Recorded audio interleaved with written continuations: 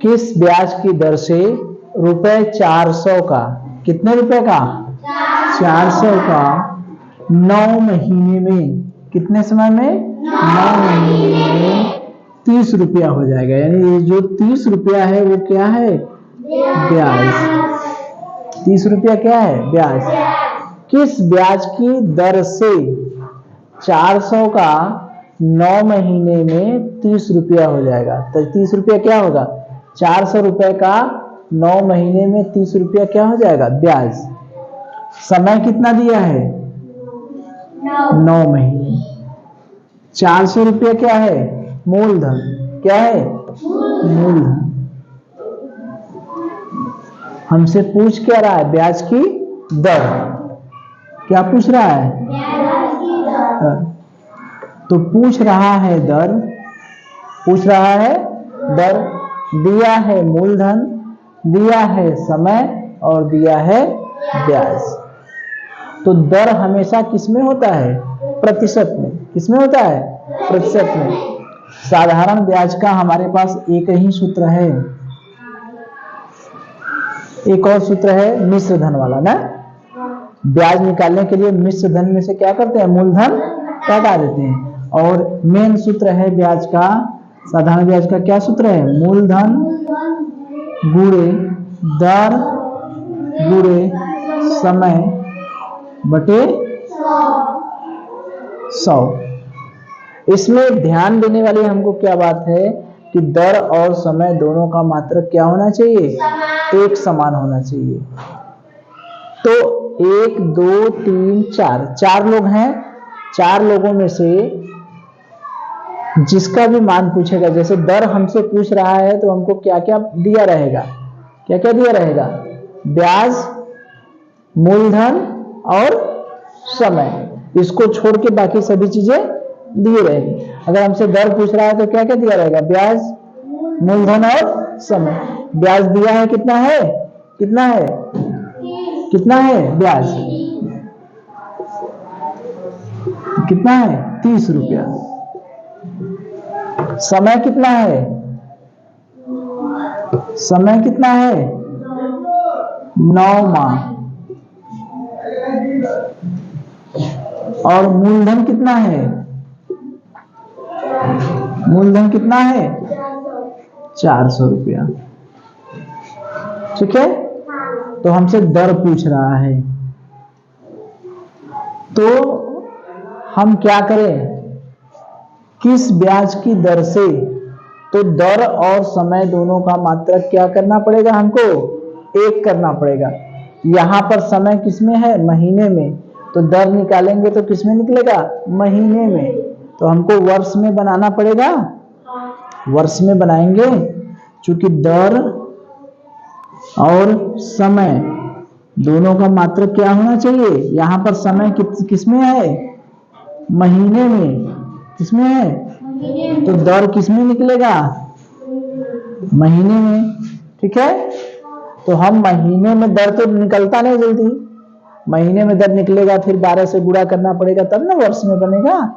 तो जो समय है उसको महीने को हमको किसमें बना ले, किसमें बना ले, वर्ष में।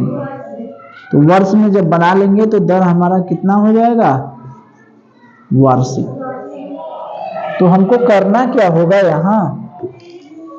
यहां पर हमारा दर और समय दोनों का मात्रक क्या होना चाहिए, एक होना चाहिए।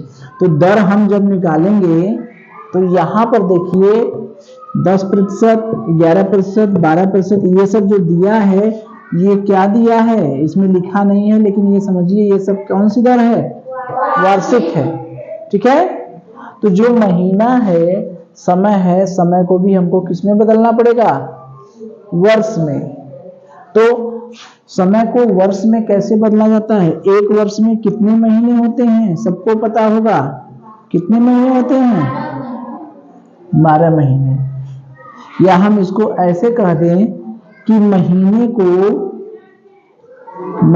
को वर्ष में बदलने के लिए कितने से भाग देते हैं, कितने से भाग देते हैं, 12 से। कितने से भाग देंगे, 12 से।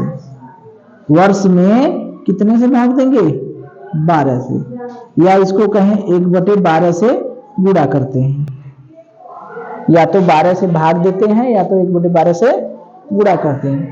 तो अगर हम कहें 9 महीना है, उसको वर्ष में बनाना है, तो 9 में कितने का भाग देंगे? 12 में। 9 में कितने का भाग देंगे? 12 में। 9 महीने को अगर वर्ष में बनाना है तो क्या करेंगे? 12 से भाग देंगे। क्योंकि जब भी हम महीने को वर्ष में बनाते हैं तो कितने से भाग देते हैं? 12 से। क्यों? क्योंकि एक वर्ष में 12 महीने होते हैं, तो एक माह को करेंगे तो 12 इधर आ जाएगा ना, गुणा है तो इधर आ जाएगा, तो कितना हो जाएगा? 1/12, 1/12 हो जाएगा। तो महीने को या इस तरह से याद किए रहें कि महीने को वर्ष में बदलने के लिए, महीने को अगर वर्ष में बदलना है तो क्या करेंगे? 12 से भाग। ठीक है। अगर वर्ष को महीने में बदलना है तो क्या करेंगे? 12 से गुणा। क्योंकि एक वर्ष में 12 महीना, तो 2 वर्ष में कितने महीने होंगे? 2 का गुणा कर देंगे। ठीक है। चलिए, तो अब हम क्या करेंगे? अब यहां पर समय हमारा, अगर हम वर्ष में बदलेंगे तो 9 में कितने का भाग देंगे? 12 का। समय को महीने में है, इस महीने को वर्ष में बदलना होगा तो कितने से भाग देंगे? 12 से। अब हमारा दर निकल जाएगा। यहाँ पर ब्याज कितना दिया है? 30। मूलधन कितना है? 400 रख दें। दर नहीं पता है, क्या मान ले? कितना माने? x। समय हमारा 9 महीने रखेंगे या 9/12 वर्ष रखेंगे? क्या रखेंगे? 9/12 वर्ष। क्यों? क्योंकि ये जो महीना है उसको हमको किस में बदलेंगे? वर्ष में। तब ना दर वार्षिक में आएगी।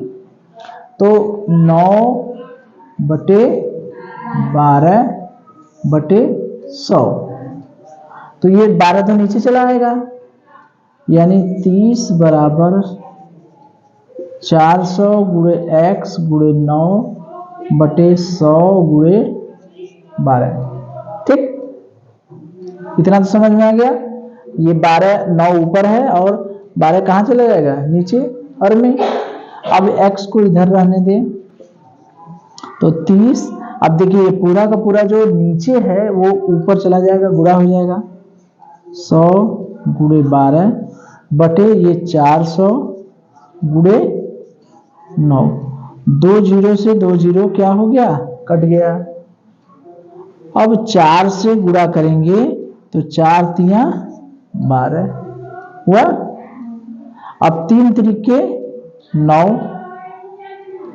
3 त्रिके 9, यानी 90/9 बराबर क्या होगा? x।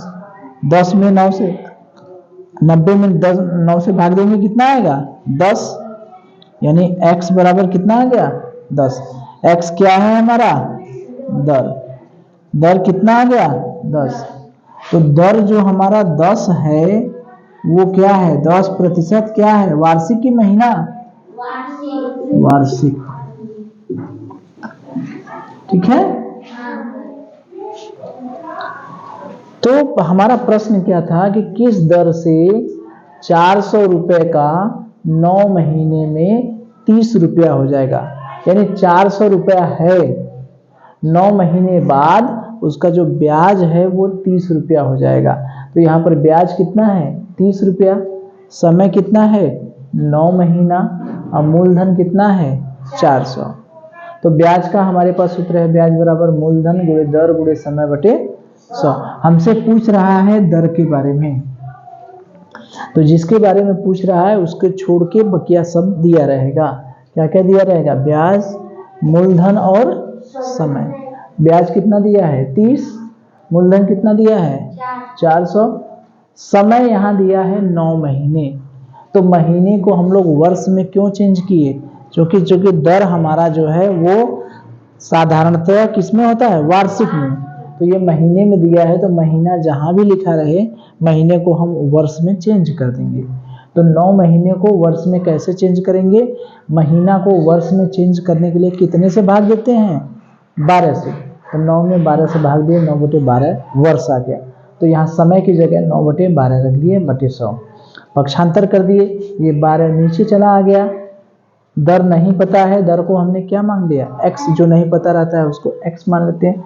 पक्षांतर करेंगे तो ये नीचे वाली चीज उठकर ऊपर चली जाएगी और ऊपर वाली चीज उठ के नीचे चली जाएगी। x बराबर 2 0 से 2 0 कट गया, 4 तिया 12, 30 तिया 90, 90/9।